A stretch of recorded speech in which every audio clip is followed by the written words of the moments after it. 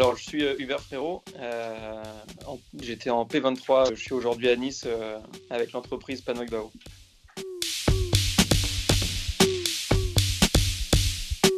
J'ai fait le Grand Chelem, comme on l'appelait à l'époque.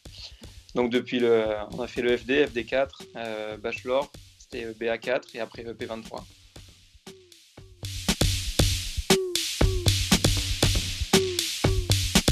Alors, du coup, j'ai pas mal bougé. Je suis passé d'abord en hôtellerie, en yield management, pour ensuite retourner un peu plus sur le terrain en restauration, donc notamment dernière expérience au Laos, directeur de restaurant, et depuis j'ai ouvert ensuite le restaurant de Bao.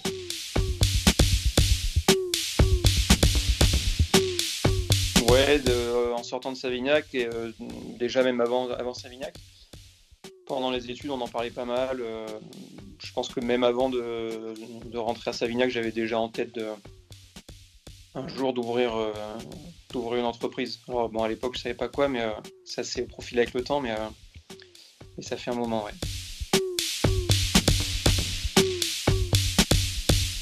Alors on a ouvert en août 2019. On a commencé à en parler et à réfléchir sur le sujet au moins 6 mois avant, vraiment concrètement. Et ce restaurant de Bao, moi je pense que ça fait depuis 2018 que j'y pense.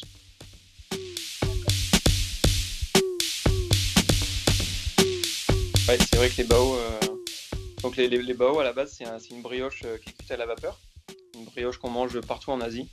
Ce sont des brioches farcies. Là, on l'a revisité un petit peu, on a apporté notre touche. Donc on le présente sous forme de burger.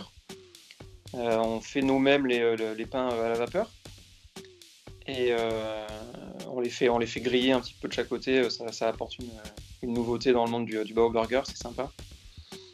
On décline des recettes inspirées de culture asiatique, d'autres culture française aussi bien sûr. Donc c'est un restaurant de cuisine fusion asiatique, on va dire.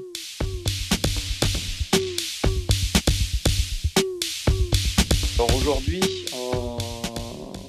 on a lancé ce restaurant dans la boutique familiale de thé. Donc ça fait 19 ans que la boutique vend du thé en vrac et des bubble tea. On a développé donc la restauration, donc on travaille principalement en famille.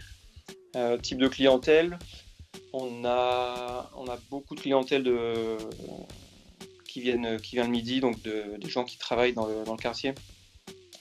Et l'été, forcément des touristes. Capacité, donc avant toutes ces histoires de Covid, on avait une petite salle de 16 places. Aujourd'hui, on s'est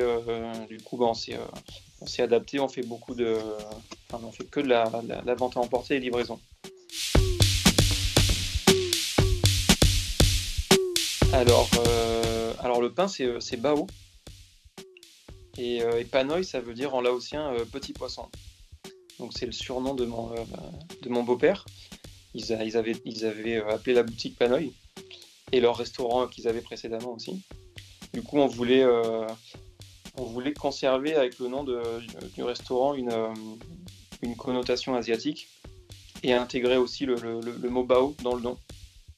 On voulait aussi un nom court, donc c'est pour ça qu'on a allié les deux et on trouvait que ça sonnait pas mal.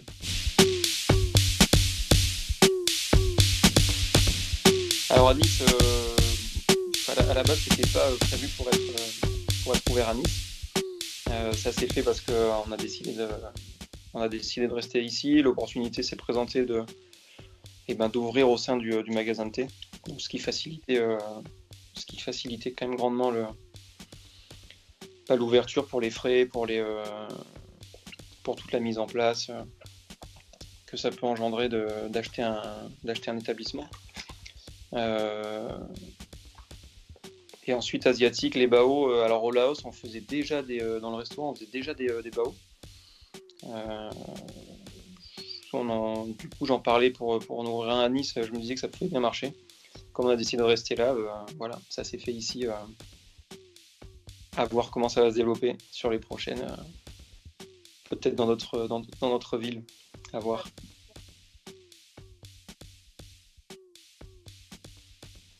Alors, culture d'entreprise, je pense qu'un mot qui peut bien résumer un petit peu notre état d'esprit, ce serait le partage. Donc déjà de partager des moments avec les clients, des moments de bonheur quand ils mangent quand ils découvrent les pots et les différentes recettes, de partager des produits de qualité aussi. On essaie de travailler essentiellement en produits bio ou au moins sans traitement chimique avec des producteurs de la région. On favorise vraiment une consommation meilleure, éco-responsable, on va dire. Ensuite, c'est un partage de connaissances entre les toutes les différentes personnes avec qui on peut travailler, que ce soit les employés, les fournisseurs, au quotidien, voilà, chacun apporte un peu sa touche à l'édifice. Et puis voilà, finalement, on essaie un peu de changer l'image de la vente à emporter et la façon de consommer. Donc développer on va dire une cuisine qui serait plutôt fast-food pour que ça ait une meilleure image et montrer qu'on peut faire du fast-food en respectant un petit peu comment dire, la planète et la façon de produire et de consommer. Alors du coup, ouais, c'était ma précédente expérience au Laos. J'étais allé dans ce restaurant qui a été créé par un ancien de Savignac, un P20. C'était Thibaut Josse. J'étais parti pour gérer en fait le restaurant parce que lui devait repartir dans un autre pays, ouvrir un autre restaurant. Donc voilà, je suis parti là-bas à l'aventure, gérer le restaurant pendant 2 ans sur place.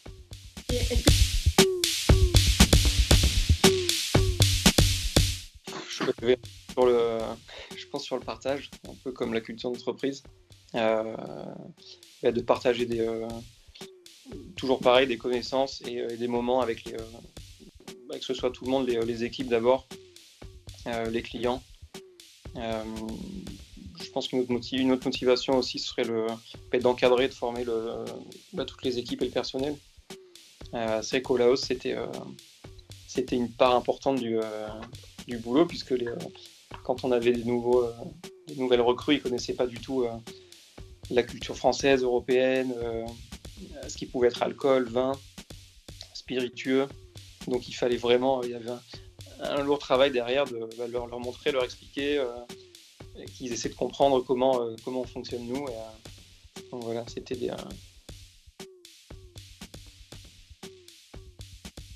Je pense que le plus gros point, ce serait tout ce qui se rapproche à l'humain, le côté humain, d'écouter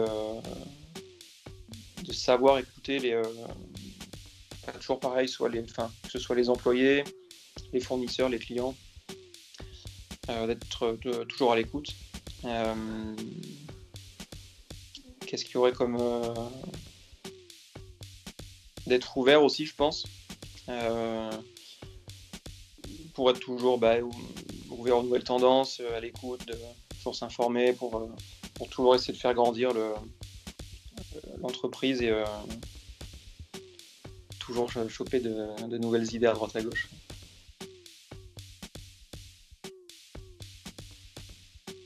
Aujourd'hui, c'est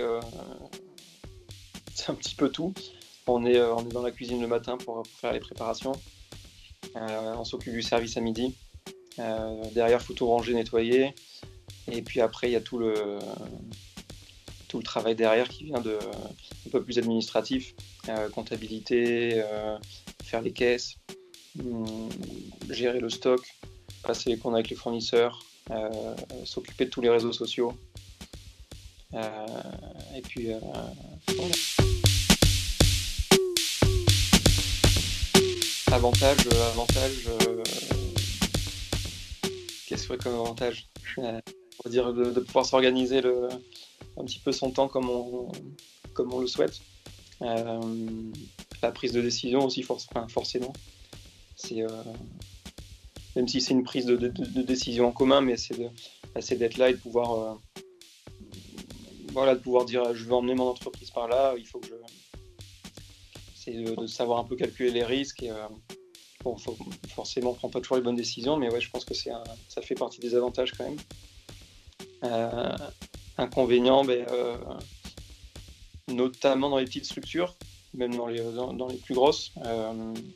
On l'a vu au Laos aussi, parce que du coup, au Laos, on était une équipe de 14 à peu près.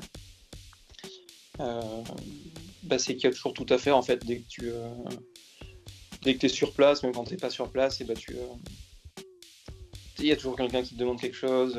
T'as toujours le travail n'est jamais fini, quoi. Comme on peut le voir pendant les études ou n'importe quand, il y a toujours quelque chose à faire. Donc c'est assez lourd en temps de travail, on va dire. Inconvénient, qu'est-ce qu'il y a d'autre comme inconvénient? Ouais, on peut repartir aussi sur la prise de décision, comme je l'ai dit, si c'est des risques à prendre, donc tu peux te tromper, voilà. Quand tu es directeur, les décisions que tu peux prendre, c'est comment dire, ça peut avoir un impact un peu plus important sur l'entreprise, donc bien faire attention. S'entourer des bonnes personnes déjà, ne serait-ce que pour dans la phase de réflexion déjà pour mûrir l'idée, pour avoir un peu tous les axes de connaître tous les comment dire, pas les ficelles, enfin tu peux pas toujours tout connaître, mais d'avoir les bonnes réponses à tes questions en phase de business plan, on va dire. Après, jamais baisser les bras. C'est sûr que il faut prendre il faut prendre les avis de tout le monde. C'est important. Il faut beaucoup s'écouter aussi, suivre son instinct quand même, parce que c'est sûr qu'il y a des moments où tu vas être un petit peu démoralisé, un petit peu avec moins de motivation, mais il faut toujours faut toujours garder en tête l'idée que tu es au départ, et si tous les calculs sont bien faits, il ne devrait pas y avoir de souci, quoi. Donc c'est vraiment s'écouter et s'entourer des bonnes personnes. Ouais. Du coup, comme plus beau souvenir, c'est Ignac, ouais. Et je vais reprendre sur ce qu'on peut partager dans la vidéo. Je dirais que c'est des moments de partage au quotidien, autant dans les travaux de groupe que dans les soirées qu'on pouvait passer, tous les loisirs qu'on pouvait avoir à côté. Les rencontres aussi. C'est quand même énormément de rencontres. Le fait d'être tous un petit peu dans ce petit village sur le campus, là, ça rapproche, et forcément il y a des moments de tension et des belles rencontres et belles expériences.